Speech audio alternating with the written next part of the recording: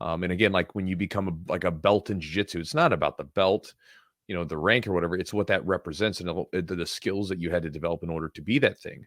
That's what's important. Or even the training habits you developed, the discipline you've developed in order to do that. Because again, let's say if you're listening to this and you're not a white belt, you're a blue belt up to black belt, you have done something that most people will never do.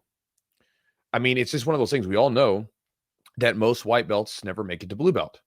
And it's not because teachers are awful. It's not because jiu-jitsu is just poorly like structured and everything else. I know people use those excuses, but it just comes down to like a lot of people, they want to do something. And then like once they get into something, it's really difficult. And then it becomes like, well, it's really difficult. Can you stick with it? And I know some people will then say, well, no, because like, when I trained, I went to the gym and I got injured. I understand that's a difficulty, isn't it? Yep.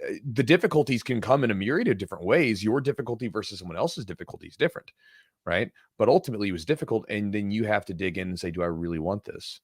And a lot of people, for the most part, they just don't. And I don't, and by the way, I don't mean that in a negative way, because everybody's got their own struggles. There's different things that we all struggle with personally. And so what's easy for one person is very difficult for another. But at the same time, if you came in and it was difficult and you stuck with it anyway, and you got your blue belt or any belt beyond that, you have then done something that most people cannot do because they don't have the drive, or they did not practice the discipline in order to develop the habits to reach that. And that's something to be proud of. Yeah, it's the intrinsic versus extrinsic kind of, I don't want to say even goals, but like usually these like the belt, that's kind of extrinsic. Yep. The gold medal, that's extrinsic, but the process of getting there, the process of doing it, so we like to say grind, grinding, or just kind of getting in there day in, day out.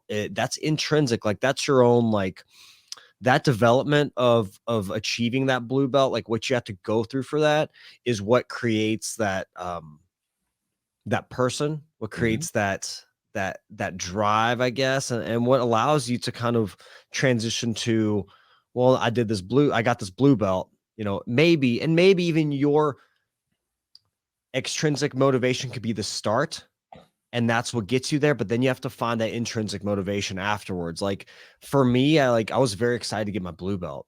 I was very excited, and but then you're like, all right, what now? Well, you got to figure out, well, I'm this blue belt. Like what's my purpose? Like it's a belt now at this point.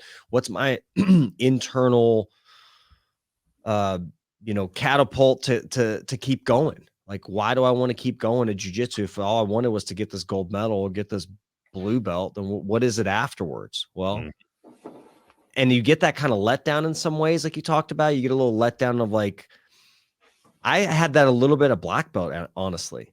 I was waiting on black belt for so long. It's not waiting, but like I was like, I don't want to say anticipating it, but I knew it was coming, right? Sure. I didn't know when, but I knew it was coming. And I was like, well, what the hell am I have this black belt?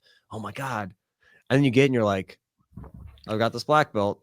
Show up the next time with a black belt on. Oh, you're a black belt. Cool. Get your ass to work. Let's go. Let's train. So I don't know, man. You still kind of get it sometimes, but like, after a while, it's just kind of what you do. Like jiu-jitsu is just something you do. It's just part of your routine. And for me, it was kind of how it made me feel afterwards, even like being sore, like we had, training yesterday and today, I'm like, my body's kind of achy getting out of bed. I kind of like that a little bit. Kind of like feeling that, like I did something. Yeah. Have you ever read The Alchemist? Yes.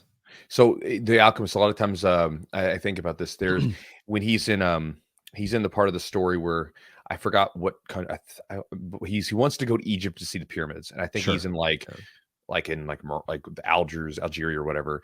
And he's talking to the shop owner and he's like, hey, come to see the pyramids with me. And the guy was like, no, I don't want to. He's like, but you want to see them, right? He's like, well, yeah. But he's like, I don't want the dream to be gone. Yeah. And so like a lot of times, like when and that's the thing, it's the depressing side of achieving your goals where, once you get there, it's like, well, I did, especially if it's a big goal, like you're like, oh, I did that thing that I was doing.